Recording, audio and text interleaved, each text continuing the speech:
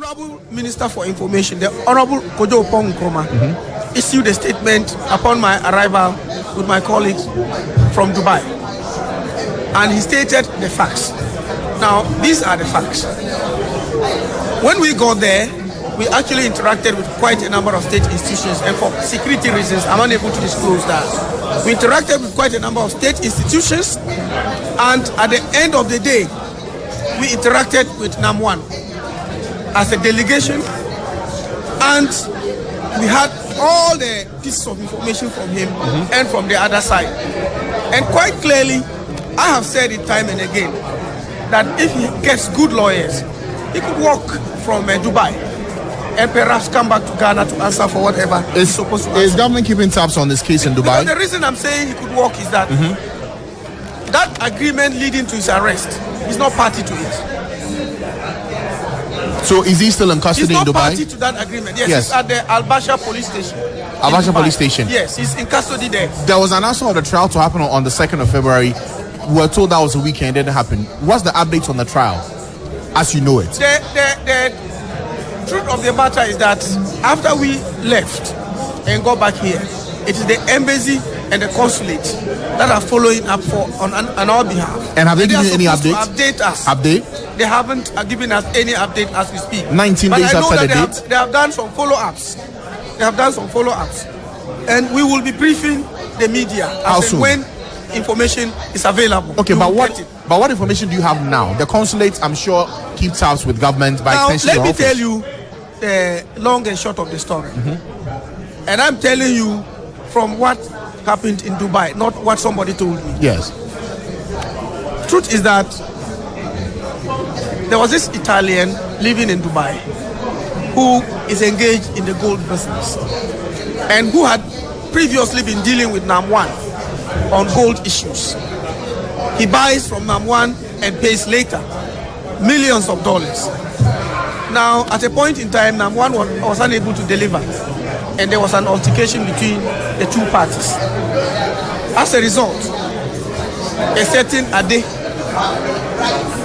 succeeded in getting this Italian to part with 51 million with the claim that he was going to be able to support him with give him gold. Dollars or cedis?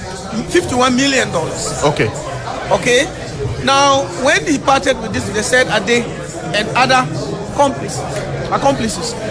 What happened thereafter? What happened thereafter was that the man was not able to deliver the gold. Now, the claim by this Italian is that NAM1 introduced, they said Ade and his accomplices, leading to him being duped. That is the claim. But if you look at the documents that were signed by the parties, NAM1's name and signature are not part of it. Does your office have all these documents?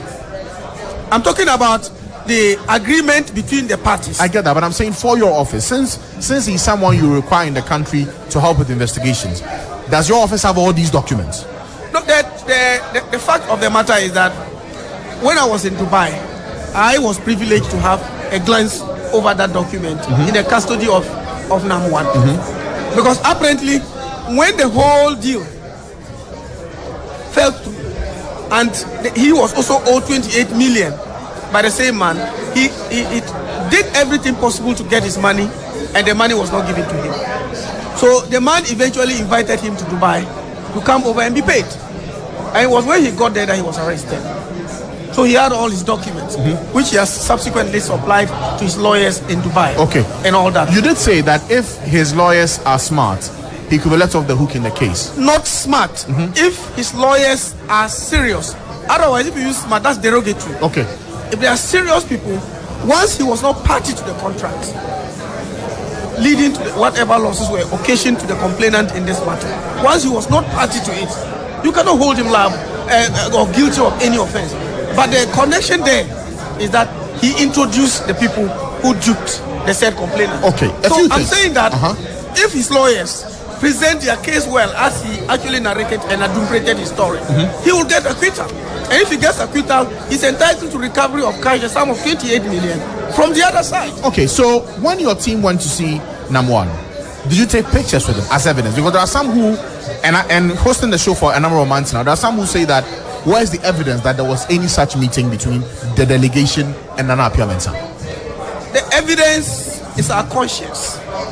How is that? That I'll travel to Dubai and without meeting Namwan, I'll come and tell Ghanaians I met him.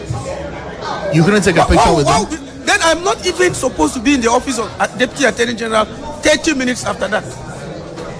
That I go at the instance of the state and then having met him and I come back to tell Ghanaians I met him. No, but I don't deserve to be in office for a minute. But it's honorable. The point here is that you went on our behalf as a people.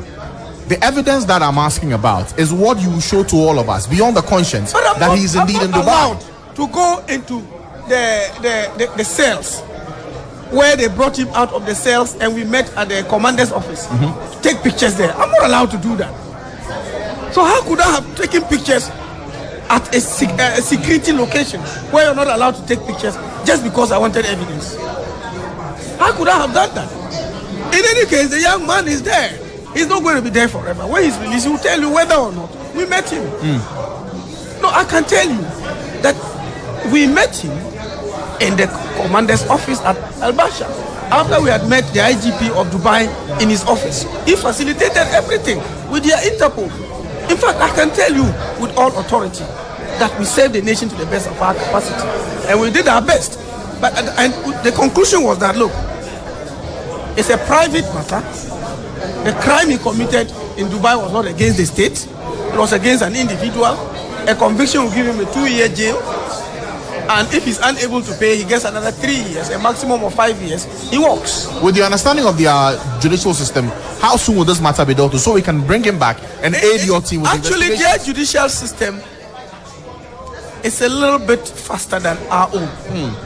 Because from the briefing we were given, they are going to rely largely on documentary evidence, not oral testimonies, which is always the problem in the case of our judicial system.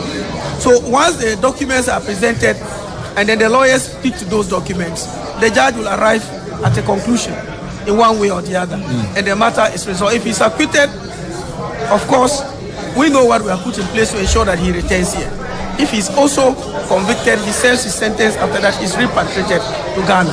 So all the speculations and all the name callings and everything meant to provoke us to come out with other pieces of information is neither here nor there. But is it not also a matter of public interest? And it's only fair that we get updates? As I have told you, yes. I don't see how somebody will come from Dubai to our IGP's office and a citizen of Emirates has been arrested, and you come to meet the person in the IGP's office to have interaction with him and to have first-hand information. You'll be taking pictures with that to send back to Dubai as evidence. That will be, in fact, for me, it is not allowed in security centers. It is not allowed in investigations.